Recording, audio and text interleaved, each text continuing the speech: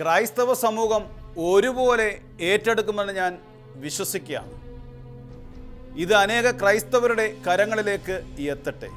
2-3 ദിവസങ്ങൾ കൊണ്ട് ക്രൈസ്തവ സമൂഹം ഉണർന്ന് ഒറ്റക്കെട്ടായി പ്രതിഷേധിച്ചതിൻ്റെയും പ്രതികരിച്ചതിൻ്റെയും ഫലമാണ് നമ്മൾ കണ്ടത്. എന്നാൽ പുരോഗമനവാദി എന്ന് വിശേഷിപ്പിക്കുന്ന സഭയ്ക്കുള്ളിലുള്ള ഏതാനും വ്യക്തികൾ, അതായത് ചില വൈദികരും ചില സന്യസ്തരും ഏതാനും ആത്മായ നാമധാരി വിശ്വാസികളെന്ന് വിശേഷിപ്പിക്കുന്ന വ്യക്തികളും ശക്തമായി പ്രതികരിച്ച് തുടങ്ങിയിരിക്കുകയാണ്. അവരുടെ ചോദ്യം ഒന്ന് ഇതാണ്: യേശുവിൻ്റെ മനോഭാവമല്ലേ ക്രൈസ്തവർക്ക് വേണ്ടത്? രണ്ടാമത് അവർ പറയുന്നത് ഇങ്ങനെയാണ്: ഈശോയെന്നും കേശുവെന്നും പേരിട്ടു എന്ന് വിചാരിച്ചിട്ട് എന്തെങ്കിലും കുഴപ്പങ്ങൾ ഉണ്ടോ എന്നാണ്. എന്നാൽ ഈ പുരോഗമനവാദികളെന്ന് വിശേഷിപ്പിക്കുന്നവരോട് ചോദിക്കാൻ ചില ചോദ്യങ്ങൾ എല്ലാ ക്രൈസ്തവർക്കും ഉണ്ട്.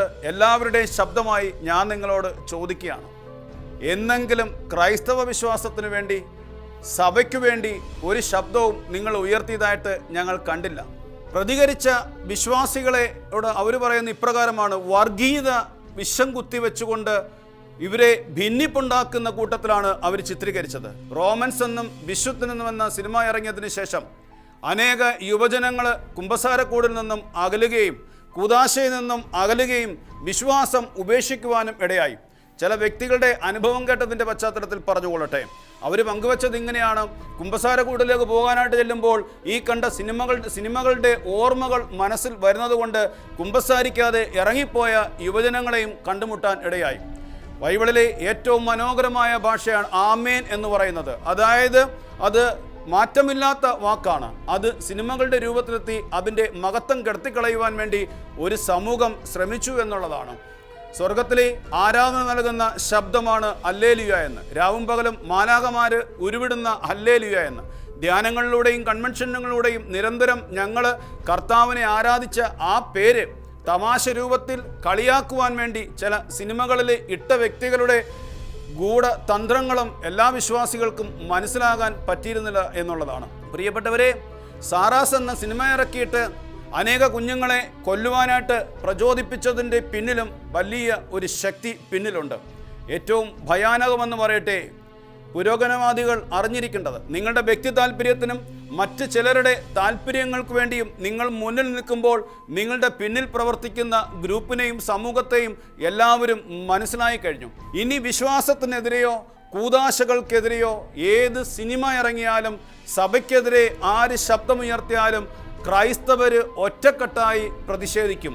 കാരണം കത്തോലിക്ക തിരുസഭയുടെ മുഖച്ഛായ മാറ്റുന്ന വിധത്തിൽ വ്രണങ്ങൾ വരുത്തുമ്പോൾ ഞങ്ങൾ തിരിച്ചറിഞ്ഞൊരു സത്യമുണ്ട്: ഞങ്ങൾ വിശ്വസിക്കുന്ന, ഞങ്ങൾ ആരാധിക്കുന്ന കർത്താവിൻ്റെ ശരീരത്തെയാണ് കീറിമുറിക്കുന്നതെന്നുള്ള ബോധ്യം ഓരോ വിശ്വാസിയും തിരിച്ചറിഞ്ഞു കഴിഞ്ഞു. അതുകൊണ്ട് സഭയ്ക്കകത്തുള്ള ഏതെങ്കിലും പുരോഹിതനാണെങ്കിലും, തെരുവിലിറങ്ങി സമരം ചെയ്യുന്ന സിസ്റ്ററാണെങ്കിലും, എഴുത്തുകളിലൂടെ സംഘടിതമായി ക്രൈസ്തവ സമൂഹത്തെ ആക്രമിക്കുന്ന പുരോഗമനവാദികളായ സമൂഹത്തിലെ നാമധാരികളായ ക്രിസ്ത്യാനികളാണെങ്കിലും, ഞങ്ങൾ പറയുന്നു, ഞങ്ങളുടെ വിശ്വാസത്തിന് വേണ്ടി ക്രൈസ്തവ സമൂഹം ഒറ്റക്കെട്ടായി പ്രതികരിക്കുക തന്നെ ചെയ്യും. ഞങ്ങൾ പ്രതികരിക്കുന്നത് ലോകത്തിൻ്റെ പ്രതികരണം പോലെയല്ല.